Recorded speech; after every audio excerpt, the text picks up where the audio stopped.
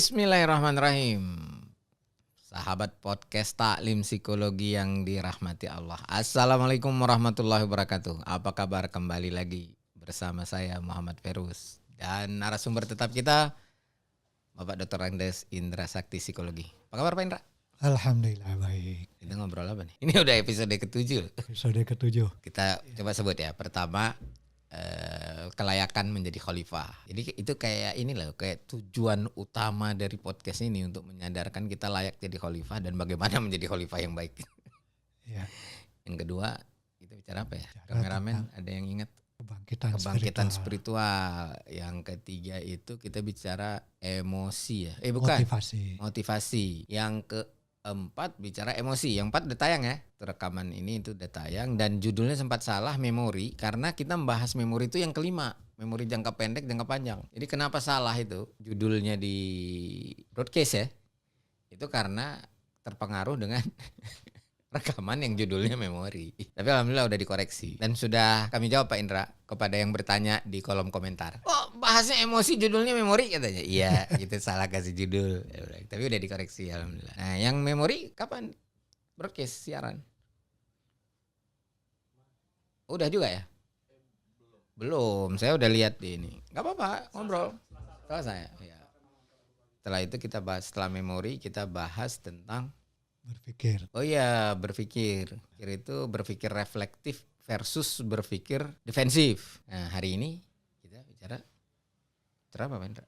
Kalau kita lihat dari yang keberapa? Ketiga, 4, 5, 6 itu terkait dengan pribadi. Oh iya. Terkait dengan pribadi. Nah, hari ini kita akan coba bicara terkait dengan hubungan sosial, interaksi kemasyarakatan. Meskipun nanti tinjauannya kembali lagi kepada diri kita, gitu kan, kemampuan diri kita. Nah, ini kita diskusikan sekarang ini kemampuan apa yang kita miliki sehingga kita bisa berinteraksi secara sosial. Kita kasih judul apa nanti nih? Kira-kira judulnya nanti atau sekarang? Judulnya kira-kira inilah akar dari keterampilan sosial. Akar keterampilan sosial. Kalau batangnya, cabangnya, rantingnya nanti kita bahas lagi ya. Akarnya dulu nih. Pemirsa penonton podcast Taklim Psikologi, kita akan bahas tentang keterampilan sosial dan akarnya. Keterampilan sosialnya juga dibahas ya Pak Indra ya? Ya. Kira-kira kenapa kita perlu bahas itu? Kita sadari mau tidak mau manusia itu memang makhluk sosial. Gitu. Mau tidak mau manusia itu memang makhluk budaya. Kehidupan sosial dan kehidupan budaya kita itu sebetulnya ditujukan untuk apa? Bukan ditujukan untuk pembangunan masyarakat yang lebih baik. Pembangunan tata cara perilaku, tata cara bertindak yang lebih koheren, gitu, yang bisa saling menunjang satu sama lain. Bukan perbuatan-perbuatan yang justru menimbulkan konflik, menghancurkan apa segala macam. Meskipun konflik itu juga akan menjadi sesuatu yang ekses lah ya dalam interaksi sosial. Ekses ya? Ekses. Saya bilang orang berumah tangga tuh mau apa sih? Mau harmoni. Kita sekunu ilaiha. Mau ya supaya kehidupannya rukun lah, supaya rumah tangganya itu baik. Tapi apakah akan terjadi dalam rumah tangga itu pertengkaran? Apakah itu sesuatu yang akan terjadi sebagai ekses dari kehidupan sosial itu? Tak kenal maka tak konflik. Jadi seperti juga kehidupan kita bertetangga, kehidupan kita dalam satu komunitas, gitu kan, kehidupan kita dalam satu bangsa, satu negara, atau hubungan antar negara, gitu ya. Ekses tapi. Ekses itu bukan tujuan. Ekses itu bukan tujuan. Untuk apa nikah? Supaya konflik? Enggak. Tetap litas kuno ya. Tetap mengharapkan. Kenapa Anda nikah? Iya supaya ada sparring partner lah buat ribut gitu. Kan enggak juga. Begitu juga kita eksis di kehidupan sosial, maksud bukan eksis kalau eksis. Kita ada di kehidupan sosial itu tentu ada ekses konflik, tapi itu kan bukan tujuan. Tujuannya justru harmoni tetap ya. Nah untuk itu kita harus punya keterampilan sosial. Jadi itu why-nya lah kurang lebih ya. Nah apa aja itu keterampilan sosial? Bagaimana? Atau silakan Pak Indra mengungkap lebih lanjut.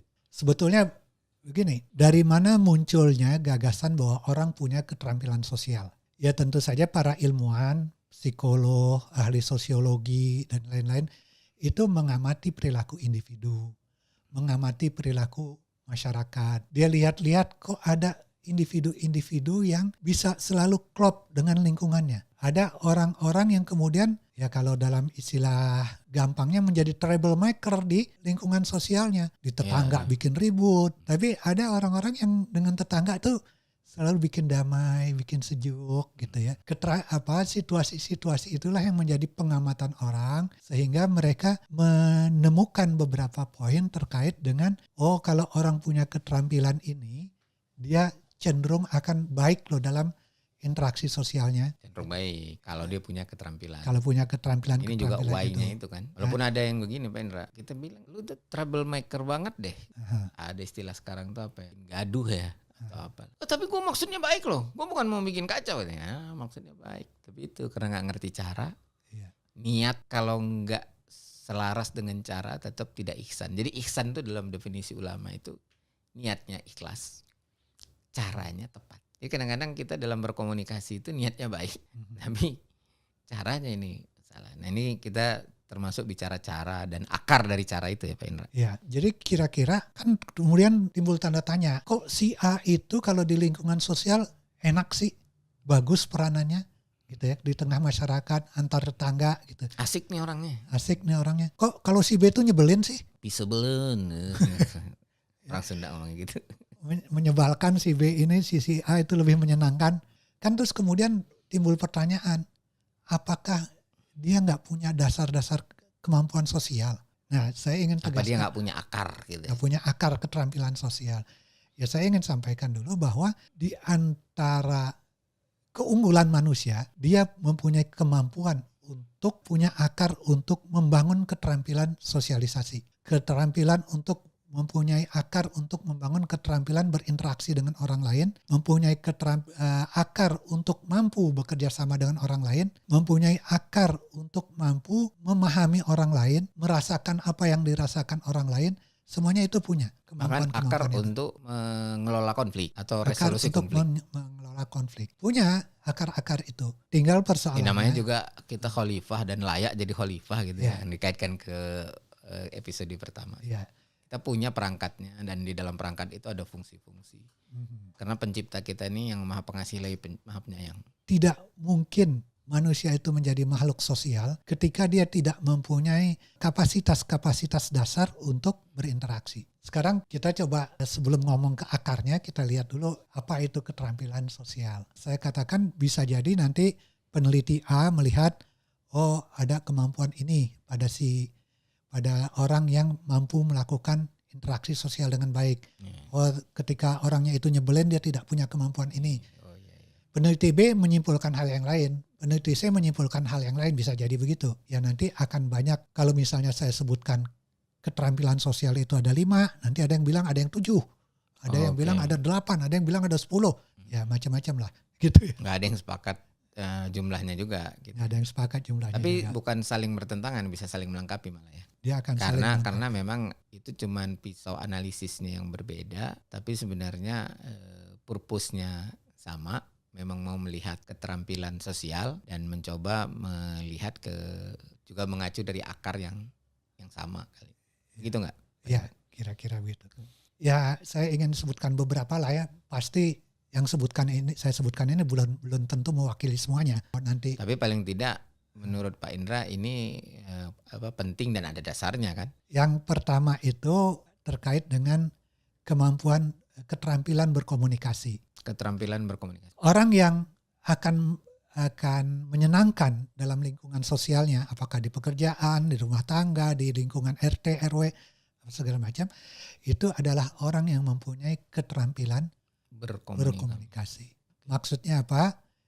Dia mampu menyampaikan pikiran-pikiran dia dengan cara yang efektif dan benar. Maksudnya dalam arti tepat ya. Tepat. Efektif itu artinya orang bisa paham apa yang dia maksud. Dia maksud A dipahami A. Nah, begitu kan. Jangan sampai dia maksud A pahamnya Z. Atau dia benar cara menyampaikannya. Dia memaksudkan A, orang nangkep juga benar A, pas gitu A gitu kan. Tapi ketika orang menangkap A itu bukannya orang menjadi sadar, dia malah jadi marah gitu. Orang-orang yang keterampilan sosialnya bagus, dia mempunyai komunikasi yang bagus itu tadi. Tapi ketika orang yang keterampilan sosialnya tidak bagus, komunikasinya juga nggak efektif. Kadang-kadang kita suka mikir, orang maunya apa sih? Ngomong nggak jelas. Atau kadang-kadang kita merasa, iya yang ente maksud emang begitu benar, tapi jangan gitu dong ngomongnya. Ada kasus saya dengar dari guru saya, Abah Rama Royani. Saya belajar balance mapping sama dia. Sama lah, sama Pak Indra juga belajar. Jadi dia pernah ngomong gini ke seseorang lah. Seorang itu pejabat kalau nggak salah, atau pernah menjadi pejabat. Apa yang bisa saya bantu Pak? Waktu orang marah Pak Indra. Karena dia menganggap kalau dibantu itu dia di bawah posisinya. Dan dia lemah sedangkan maksud Abah ini kerjasama apa yang bisa dibangun gitu. Jadi bisa jadi emang. Jadi ada pengaruh dengan diksi dan atau persepsi gitu kan. Dan juga bukan sekedar pilihan diksi kita, tapi situasi cara berpikir orang ini. Doktrin-doktrin yang diajarkan kepada orang ini semenjak dia kecil. Misalnya kalau orang tuanya mengatakan, kamu tuh jangan minta dibantu. Jangan ngebebani orang. Kamu tuh harus selalu berpikir kerjasama. Nah, ajaran-ajaran ini bisa jadi kemudian menjadi suatu sistem nilai pada dirinya. Sehingga ketika ada orang bilang, apa yang bisa saya bantu nih Pak? Oh, dia bantu. Kamu pikir saya sedang kesusahan apa? Nah, saya nggak mau ngerepotin orang ya. Itu nanti ada pengaruhnya di belakang ketika kita memilih kata-kata itu gimana.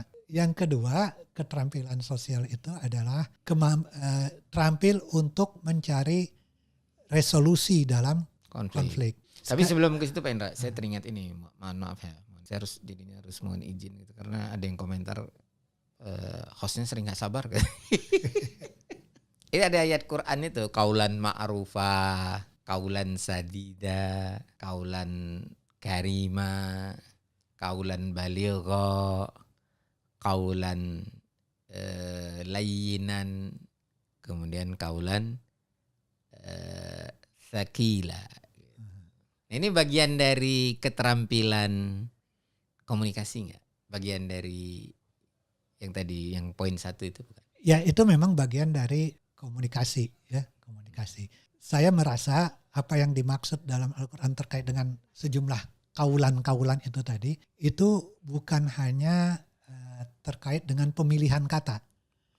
Tapi juga terkait dengan pemilihan intonasi, gitu kan? Iya. Pemilihan mimik kita ketika bicara, gestur segala macam. Iya. Itu ada tadi satu yang lupa disebut, kaulan maisura. Kaulan maisura itu ketika menghadapi peminta-minta orang yang butuh bantuan. Kaulan maisura itu kata-kata yang tidak membuat kecewa tapi menumbuhkan harapan. Itu bagian dari keterampilan itu ya? Bagian dari keterampilan. Dan bagian dari keterampilan sosial. Bagian dari keterampilan sosial. Oke, lanjut Pak Indra. Yang kedua tadi resolusi konflik. Resolusi konflik. Mau tidak mau sekali lagi dalam interaksi sosial akan membawa ekses konflik. Ya, gitu kan? Itu tak kenal maka tak konflik. Tinggal persoalannya ketika konflik itu terjadi, bagaimana kita bisa menyelesaikannya. Artinya supaya kita dapat menyelesaikannya, kita mesti tahu akar penyebab konflik itu apa. Kita lagi ngomong baik-baik, tiba-tiba dia marah-marah tuh orang. Lah, kita kaget kenapa dia marah. Apa sih? Gitu. Ya kayak tadi, apa yang bisa saya bantu? Dia malah marah. Kita pengen bantu. Orang gitu, mau dibantu malah marah. Ketika kita tidak bisa menemukan akarnya, kenapa dia jadi marah, kita jadi ikut sewot. Ente saya pengen bantu malah diomelin. Solo. Dasar belagu gitu. Padahal dia nggak nyanyi. Ketika kita tidak bisa mengetahui akar persoalannya. Dan kemudian kita juga itu malah mempertebal konflik ya. Mempertebal konflik, bikin jadi. Api disiram minyak kan. Inilah yang kadang-kadang dalam rumah tangga juga begitu. Ketika kita tidak tahu apa sih yang menyebabkan suami kita marah, apa sih yang menyebabkan istri kita marah, nah itu jadi sulit, jadi bikin ribut malah berikutnya. Pengantin baru, kameramennya pengantin baru, penonton. Kita mau tanya, tahu nggak dia apa yang menyebabkan istrinya marah? Istrinya belum pernah marah, Alhamdulillah. Itu yang ya, dan kita juga tahu bisa menemukan cara yang paling visible untuk mengatasi perbedaan itu. Karena kadang-kadang kita mengajukan usulan penyelesaian masalah itu, penyelesaian konflik itu nggak visible, nggak mungkin diterapkan lah. Ketika kita mengajukan usul penyelesaiannya yang tidak mungkin diterapkan, ya konflik bukannya selesai makin jadi. Kayak konflik Palestina, masa ditawarkan untuk menyerahkan negerinya ke orang lain, makin jadi. Tadinya konfliknya antara Hamas sama Zionis, jadi kita sama yang itu konflik lagi. Sama yang nganjurkan agar negeri Palestina itu diserahkan aja ke orang-orang Zionis, orang Palestina suruh hijrah. Gelo kata orang itu. Ya lanjut Pak Indra. Nah, ada lagi keterampilan sosial itu adalah empati. Kemampuan kita untuk merasakan apa yang dirasakan oleh orang lain. Karena bisa jadi pada satu masa, pada satu saat, satu ketika gitu ya, kita lagi bergembira nih, ketemu orang yang lagi sedih. Kita baru dapat cucu, ketemu orang baru kehilangan putra pertama, dengan bangganya nggak peduli, gue baru dapat cucu, lu baru mati anak lu. Ketika kita melayat, kita nggak bisa hadir dengan wajah yang berseri-seri gitu loh. Iya. Harusnya wajahnya ngikutin suasana hati si ahlul musibah ya. Baru kita ucapkan Allahallahu ajrakum wa ahsana azaakum wa ghafara limaitikum. Jadi empati ya? Empati. Tapi empati itu kalau dalam talent mapping Pak Indra, itu bakat. Artinya gak semua orang kuat itunya. Nah, ini empati dalam arti apa ini dulu? Memang kadang-kadang banyak satu kata itu di dalam sebuah diskusi, di dalam sebuah wacana itu dia punya makna yang beda-beda ya. Ini empati yang dimaksud adalah empati yang terkait dengan keterampilan. Oh, yang dilatih. Yang dilatih. Iya, ya semua orang sih kalau dilatih bisa memang. Bukan untuk jadi profesi. Bukan. Iya, dilatih tapi bukan untuk profesi, lebih untuk profesi juga bisa dilatih. Misalnya jadi pemain film. Gitu. Acting. Kita masuk dalam skenario harus gembira. Padahal di rumah baru berantem artis yang baru berantem sama suami atau sama istri, begitu di setnya di lapangan dia harus masuk dalam situasi gembira. Itu tuh Pak Indra yang kemarin lagi tukang roasting itu siapa ya namanya? Yang jago roasting komedian, Putri ya siapa? Kiki Saputri. Iya. Itu dia harus tampil, baru aja dia dapat kabar ketipu 2 miliar. Tapi harus stand up komedi. Waduh, harus roasting pejabat. Kayak profesi baru lucu juga tuh, roasting pejabat jadi profesi. Keren lah. Jadi maksudnya kita punya nggak kemampuan untuk keterampilan untuk keluar dari perasaan kita sendiri dan masuk dalam perasaan orang lain atau perasaan yang ada dalam lingkungan kita. Itu satu keterampilan. Suasana sedih nih. Jadi itu empati yang dilatih untuk jadi artis, aktor ya. Dan untuk kehidupan sehari-hari juga perlu begitu kan. Ya, tapi kan ada simpati yang merupakan bakat, yang merupakan kecenderungan. Yang untuk jadi profesi dalam arti gini, jadi guru TK, jadi perawat. Dia memang mudah muncul, bukan harus dilatih terus-menerus gitu untuk muncul. Gitu. Oke, kalau datang ke ahlul musibah, takziah gitu sebut itu nggak harus bikin alasan. Lu kok gembira di sini?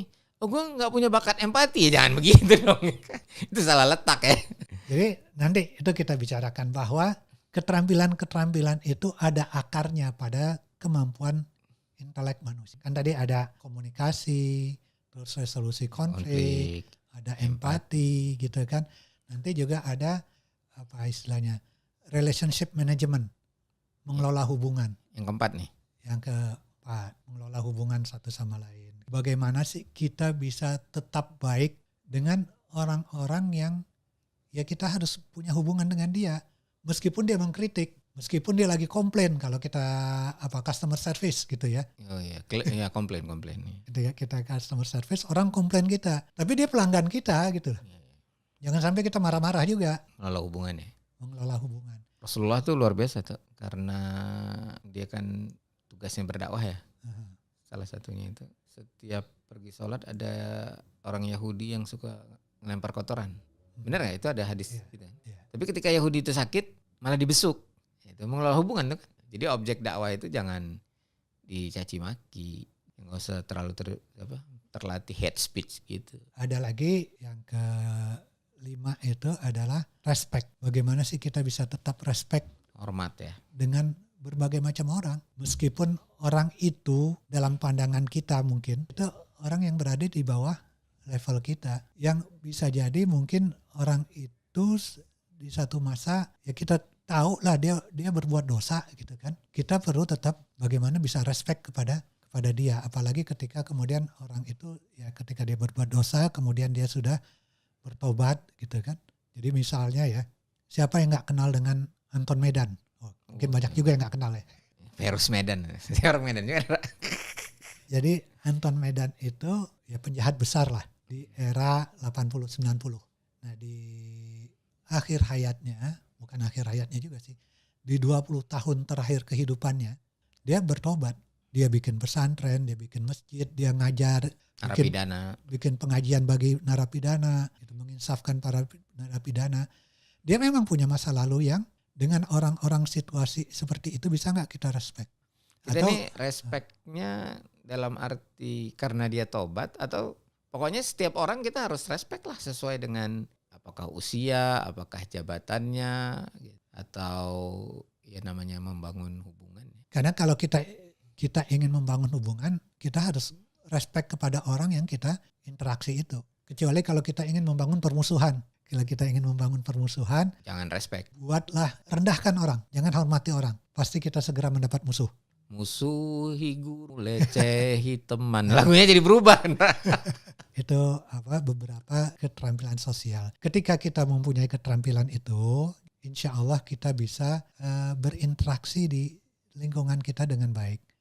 Insya Allah kita bisa bekerja sama, berkolaborasi dengan orang. Insya Allah orang balik akan respect kepada kita dan mau kerjasama dengan kita. Dan kita menjadi pribadi yang asik di lingkungan. Jangan sampai pas kita datang, ya Virus pusing deh, bubar itu. Ya, saya pernah sih mengalami begitu. Gara-gara salah menerapkan bakat. Saya kuat banget bakat intellectionnya. Sangat suka berdiskusi, merenung, kalau sendiri merenung, kalau ketemu orang ya diskusi. Itu bakat intellection tuh ada dorongan intrinsiknya seperti itu gitu. Ini semua orang diajak diskusi, orang yang sedang nggak mau diskusi juga gue ajak diskusi gitu kan, pusing deh. Karena tadi ya belum terampil gitu dalam berkomunikasi, belum empati, belum mau mendengarkan juga ya.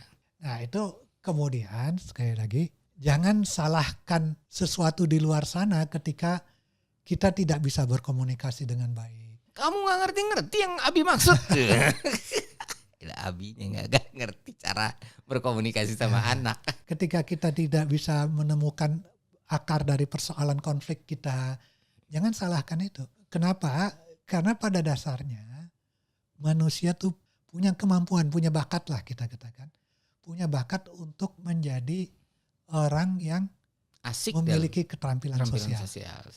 Itu akarnya ya Pak Indra. Hari kita masuk ke diskusi akar nih.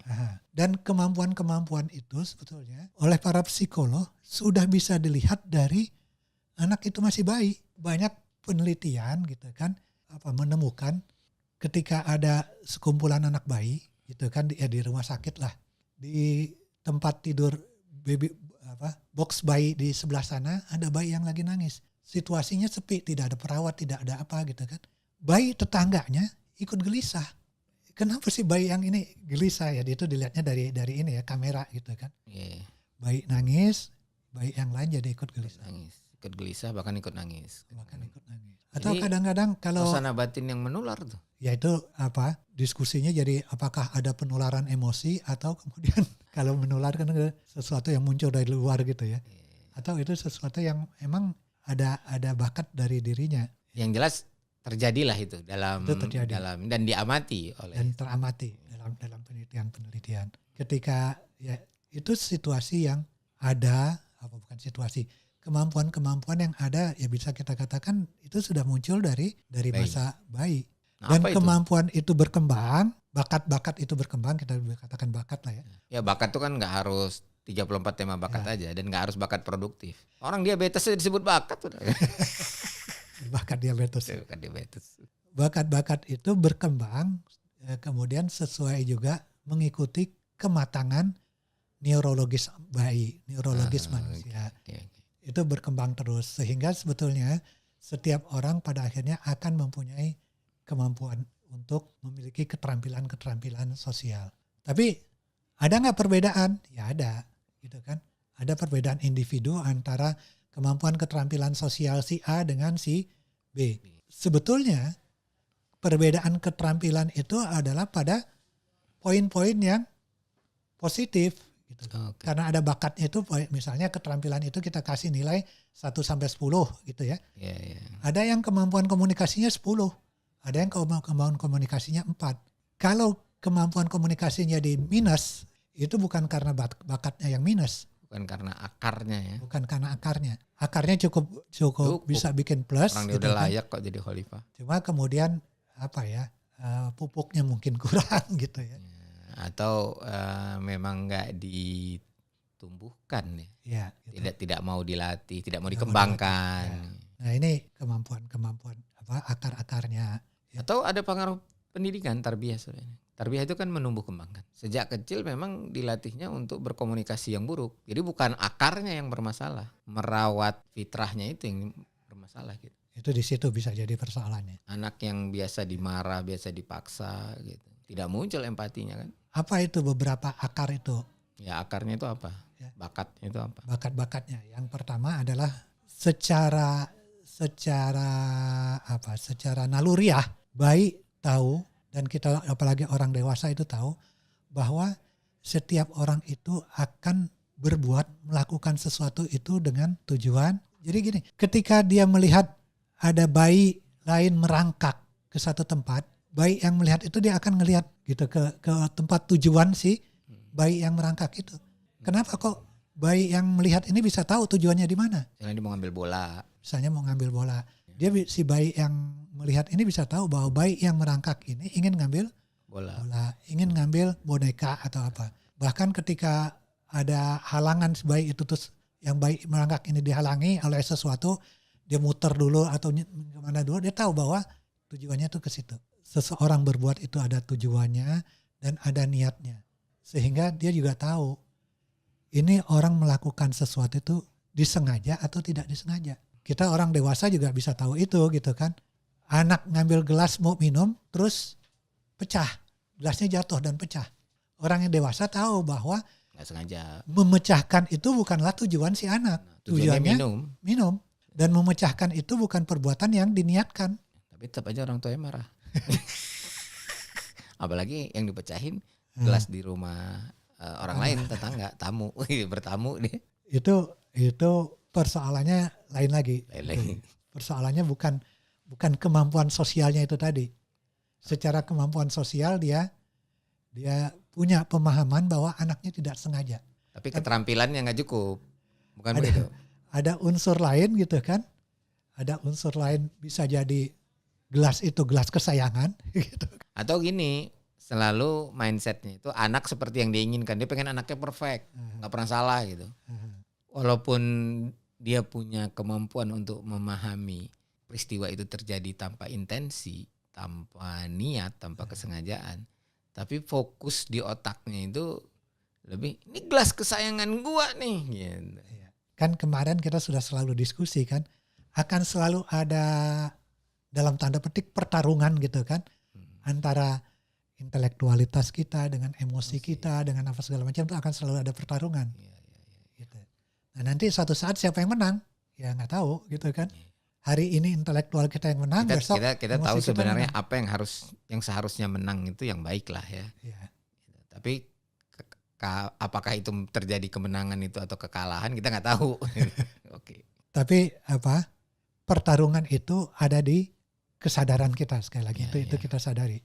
Nah yang kedua, setiap orang itu mempunyai kemampuan untuk berimitasi, meniru, terus melakukan sinkronisasi, terus nanti mempunyai kemampuan juga untuk meniru dan sinkronisasi gitulah gampangnya ya. Jadi gini, ketika orang bercerita dengan penuh semangat, kita juga akan menanggapinya dengan cara yang semangat. Oh, itu imitasi tuh. Gitu ya.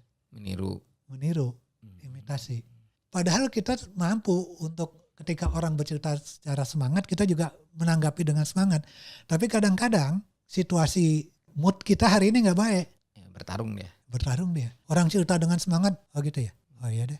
Lu gua udah semangat lu tetap aja nggak antusias. Itu kan mengganggu komunikasi gitu kan, mengganggu. Jadi orang merasa tidak dihormati gitu kan. Rasa hormat, relationship building kita, relationship management kita juga jadi kacau. Orang juga mempunyai gini, bahkan kemampuan meniru itu sampai kemampuan meniru emosinya. Oh, bukan perbuatannya, bukan aksinya. Bukan aksinya, tapi emosinya.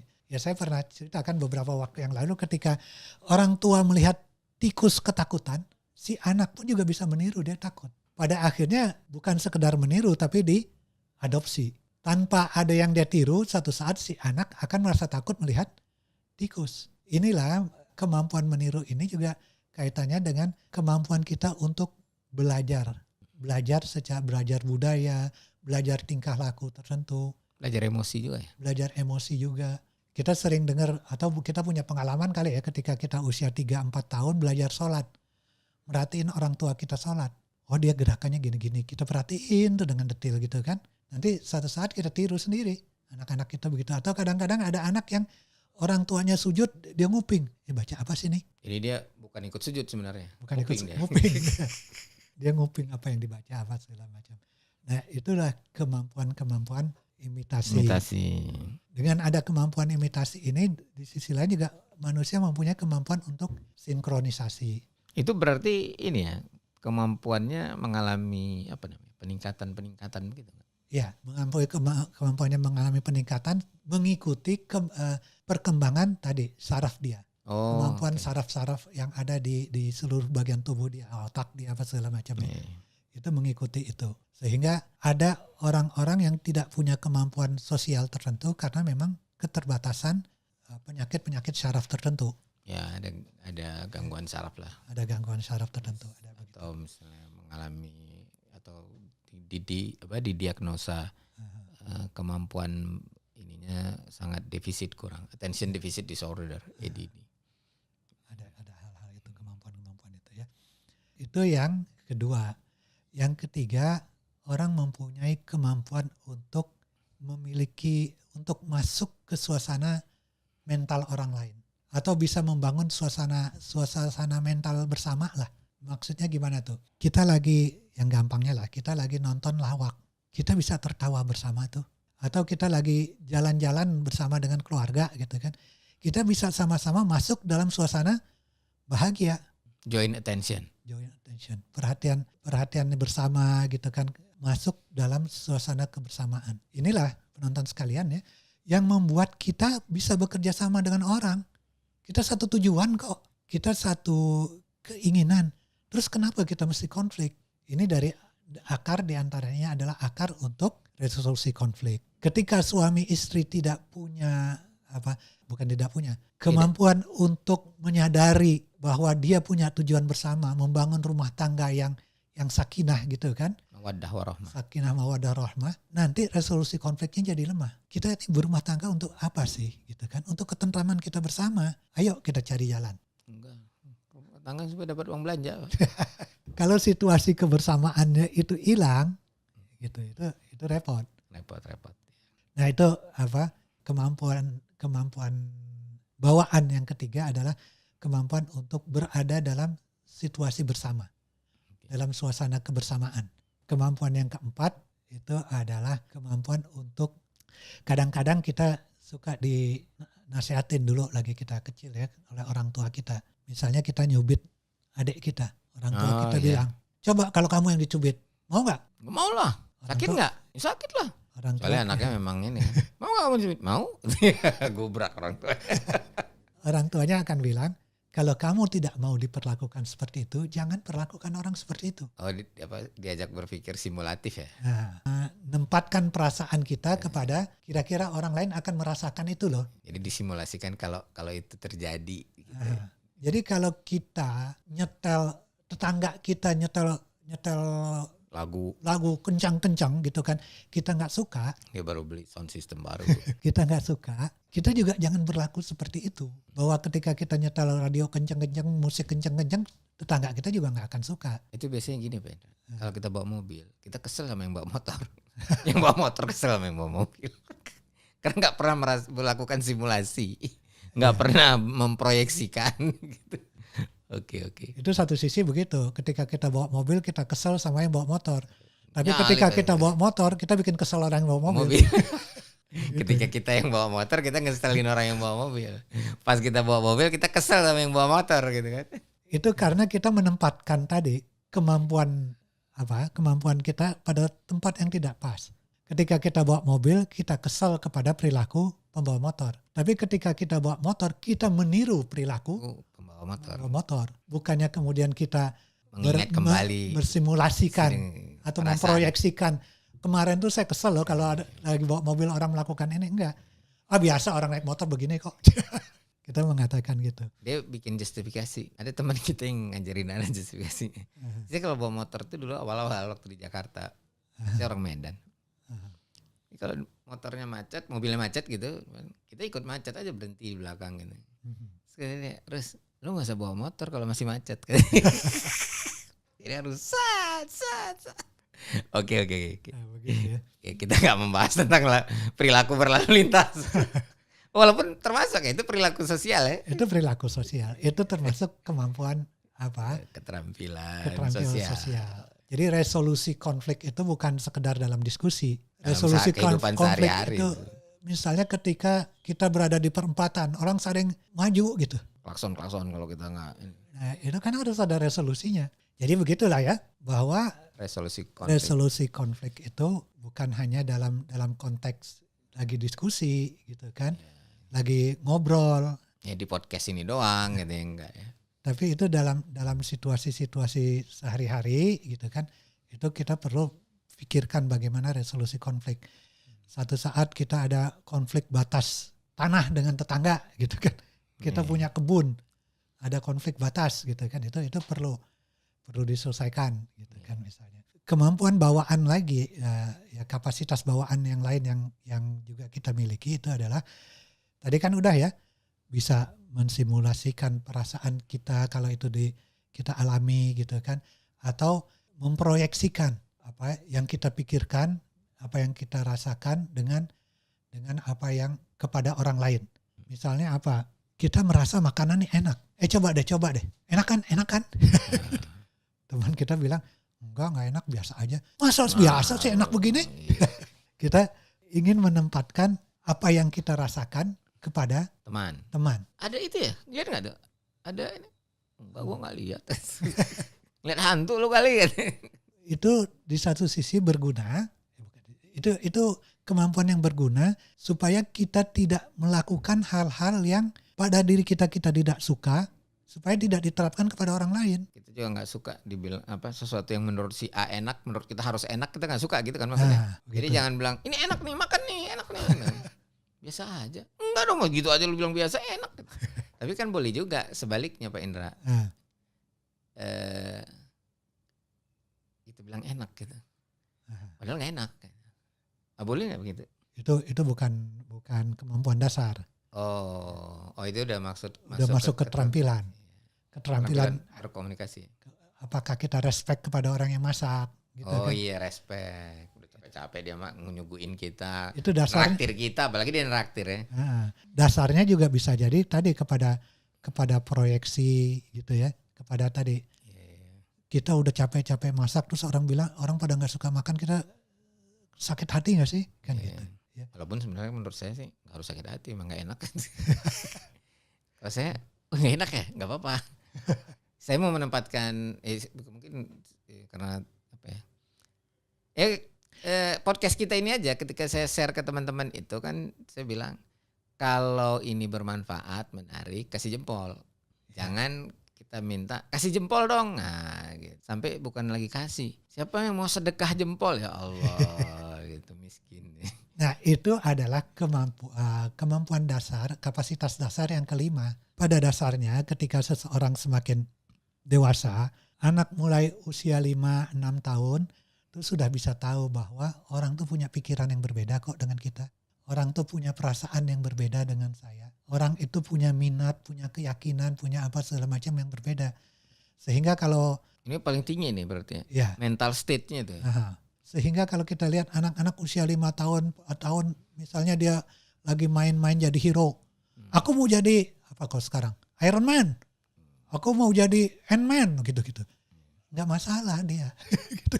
Dia nggak, aku mau jadi Iron Man, kok kamu jadi Ant-Man, jadi Iron Man juga dong bareng-bareng. Dia nggak mempermasalahkan. Karena mental state inference ya, dia menyimpulkan kondisi mentalnya itu sudah matang ya. Inilah penonton sekalian, 5 kapasitas dasar kita itu yang sebetulnya semua orang miliki. Keterampilannya adalah menempatkan atau menggunakan kelima itu dalam kombinasi yang tepat dan pada saat yang tepat. Kombinasinya tepat, saatnya juga harus tepat. Itu adalah masalah keterampilannya. Sehingga kita bisa berkomunikasi secara efektif, gitu kan? Bisa respect, bisa mendengarkan aktif. Ya. Macam-macam lah tadi. Contohnya seperti kayak tadi, ketika kita berada dalam situasi orang berduka, gitu kan, kita bahagia, kita bisa tahu, oh dia punya perasaan yang berbeda dengan saya saat ini. Kita bisa menirukan gitu kesedihan orang itu dalam nada suara kita. Sebaliknya juga orang yang berduka, dia anaknya baru meninggal, baru dikubur, tapi temannya baru melahirkan dan dia datang mau ngasih tahniah gitu ya. Atau dapat undangan pernikahan, ya tetap aja dia ngasih doa restu. Jangan sampai dia salah. Harusnya kan dia mengucapkan barakallahu baraka alaik. Karena kebawa suasananya dia malah a'zamallahu ajraka wa ahsana azaaqa wa ghafara. Jadi tergantung di mana menempatkannya harus tepat gitu ya. Harus tepat. Sehingga ketika kita tidak menempatkan itu dengan tepat, kita bisa jadi tidak punya respek kepada orang lain. Dan itulah yang dilarang dalam agama. Kita menjadi punya suudzon. Kita lihat, oh nih orang tujuannya pasti jelek deh nih. Ini ada orang lewat bawa golok. Kita udah suudzon duluan. Maling nih pasti. Ya. Rampok. Kita nggak ngelihat dia bawa golok sambil nenteng duren gitu misalnya. Iya. Gitu. Ya, suudzon dong. Suudzon. Gitu. Prasangka negatif terus. Prasangka negatif. Kemampuan untuk melihat situasi secara menempatkan keterampilan kemampuan kapasitas dasar yang baik itulah yang menyebabkan kita mampu untuk berinteraksi secara baik dan benar dalam kehidupan sosial. Kita menjadi pribadi yang asik lah ya. Dan tidak terkena ayat ini Pak Indra. A'udzubillahi minasyaitonir rajim. Duribat alaihimudz zillatu ainama suqifu illa bihablim minallah wa hablim minan. Ini kan bagian dari hablim minan nas ini sebenarnya kan. Keterampilan sosial itu kan dalam rangka hablim minan nas itu. Jangan sampai kita malah zillah jadinya. Atau pribadi gak asik. Atau istilah agim itu. Saya dengarnya dari agim nih. Gak tahu agim dari siapa. Menjadi pribadi yang haram. Datangnya tidak diharapkan. Harusnya kita menjadi pribadi wajib. Kehadirannya ditunggu-tunggu.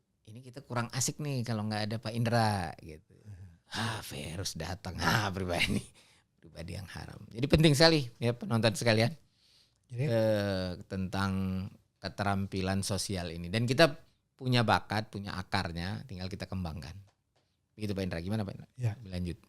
Udah berapa menit nih? Gak apa-apa. Masih ada waktu. Masih ada. Boleh sedikit menyimpang. Ya. Oh menyimpang, boleh. Karena tadi disebutkan duribat ayat itu ya. Duribat alaihimudz zillatu aina masuqifu illa bihablim minallahi wa hablim minan nas. Ayat ini kalau kita mau kaji gitu kan, duribat alaihimudz zillah, mereka akan ditimpa kehinaan. Yang dimaksud dengan mereka itu siapa? Ternyata yang dibahas dengan mereka itu adalah Bani Israel, keturunan Ya'qub. Bani Israel, keturunan Yakub. Mereka akan selalu ditimpa kehinaan selama mereka tidak mau berpegang kepada perjanjian dengan Allah dan perjanjian dengan manusia. Ya penonton sekalian, mungkin kita tahu di antara alasan Theodor Herzl menyerukan untuk membuat negara khusus bagi orang-orang Yahudi adalah karena mereka selalu saja dihinakan ketika tinggal dimanapun. Di Eropa dihinakan, di mana-mana dihinakan. Sebetulnya kenapa? Karena mereka tidak berpegang kepada perjanjian dengan manusia dan dengan Allah. Sehingga mereka kemudian mikirnya, ya udah kita mengisolasi diri aja lah, kita bikin negara sendiri. Sebagian dari mereka ya. Ada sebagian lain orang-orang beragama Yahudi di Eropa, di Amerika, di mana-mana juga bisa hidup dengan damai kok. Iya, nggak setuju dengan Zionisme yang dikembangkan Herzl. Dan dia bisa hidup damai di Amerika, di Amerika Latin, di Amerika Serikat, di Eropa, di Afrika. Rusia. Bisa hidup dengan damai. Kenapa? Karena mereka berpegang pada perjanjian dengan sesama manusia, kehidupan rukun di tengah masyarakat. Inilah gunanya sosial. Kalau kita tanya di Palestina itu dulu ada orang Yahudinya nggak sih? Oh, ada. Ada. Tapi kemudian yang masuk itu adalah orang-orang yang kemudian tidak mau berpegang dengan perjanjian, masuk ke Palestina dengan merampas hak, gitu kan, dengan melakukan penindasan dan lain-lain. Inilah yang membuat mereka selalu saja akan terhinakan. Kalau kita mau balik lagi ke sejarah zaman Rasulullah, orang Yahudi itu bisa damai beberapa tahun hidup bersama Rasulullah di Madinah. Kapan terjadi peperangan? Ketika mereka melanggar perjanjian. Ada satu kisah Bani Nadir gitu kan. Kenapa Bani Nadir itu akhirnya diusir? Karena dia punya rencana membunuh Rasul. Padahal Rasulullah datang ke Bani Nadir itu untuk mendiskusikan penyelesaian suatu masalah. Jadi resolusi konfliknya parah lah gitu ya. Resolusi konfliknya parah gitu kan. Kemudian respeknya juga nggak ada gitu ya. Cara berkomunikasi dengan orang juga nggak baik gitu ya. Memandang manusia lain di bawah gitu. Hal-hal seperti itu yang ini saya rasa sekali lagi menjadi pelajaran gitu ya. Agar kita tidak menjadi zillah, selain kita berpegang dengan perjanjian kita kepada Allah, kita perlu berpegang juga dengan perjanjian-perjanjian antar manusia. Dan kita juga harus asik. Ya, memegang perjanjian dengan manusia itu ada perjanjian yang tertulis, ada perjanjian yang tidak tertulis.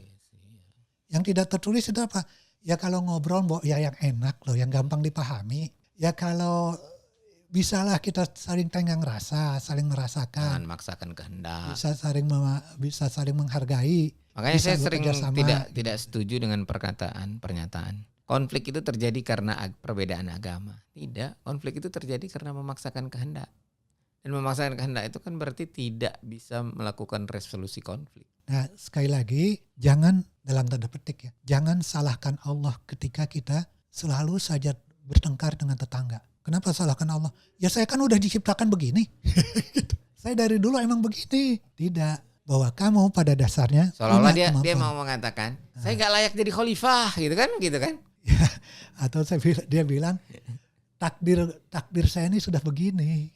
Memang takdir saya lah dimusuhi oleh orang. Ya enggak. Takdir Anda bisa bergaul dalam lingkungan. Takdir Anda bisa membangun lingkungan dengan baik. Takdir Anda bisa bekerja sama dengan orang. Dan takdir itu bisa bentuknya begini. Kalau Anda tidak respect kepada orang, ya takdirnya Anda nggak akan dihormati orang juga. Itu kan takdir juga. Gitu. Itu begitu, tapi tadi maksudnya adalah bahwa saya tidak bisa respect kepada orang lain itu bukan takdir. Takdirnya Anda bisa respect pada orang lain. Kenapa? Anda punya kemampuan untuk memahami semua orang. Punya akar. Punya tujuan, punya niat. Kadang-kadang yang dia lakukan itu tidak dia niatkan. Kita punya kemampuan itu. Jadi akarnya sudah cukup. Akarnya sudah cukup. Jadi jangan salahkan takdir. Salahkan aja diri kita yang tidak mau menumbuhkan akar itu. Ya, tidak mau menumbuhkan akar itu dan kemudian tidak memanfaatkan akar-akar itu secara, atau kita ngomong toolsnya gitu ya. Tidak menggunakan tools itu secara variatif dan pada tempat yang tepat. Jadi kira-kira itu. Sehingga apa yang kita harapkan dari pertemuan ini, sadarilah bahwa sesungguhnya kita ini semua adalah makhluk sosial. Dan kita punya kemampuan untuk berinteraksi sosial dengan baik. Bukan hanya mampu berinteraksi sosial, tapi dengan baik dan menjadi pribadi yang asik dan tidak harus menjadi makhluk terhina. Keren Pak Indra, luar biasa. Terima kasih, semoga bermanfaat. Demikian penonton Taklim Psikologi, pembahasan kita tentang keterampilan sosial. Sekali lagi, mudah-mudahan bermanfaat. Kebenaran dari Allah, jangan ragu-ragu atas kebenaran. Tentu apa yang kita ungkap di sini kadang-kadang tidak terlepas dari kesalahan kita sebagai manusia, Pak Indra ya. Itu al-afu minkum wastaghfirullahu li wa lakum lana wa lakum wallahu al-muwaffiq ila aqwamit thoriq. Wassalamualaikum warahmatullahi wabarakatuh. Waalaikumsalam warahmatullahi wabarakatuh. PKS, pembela rakyat.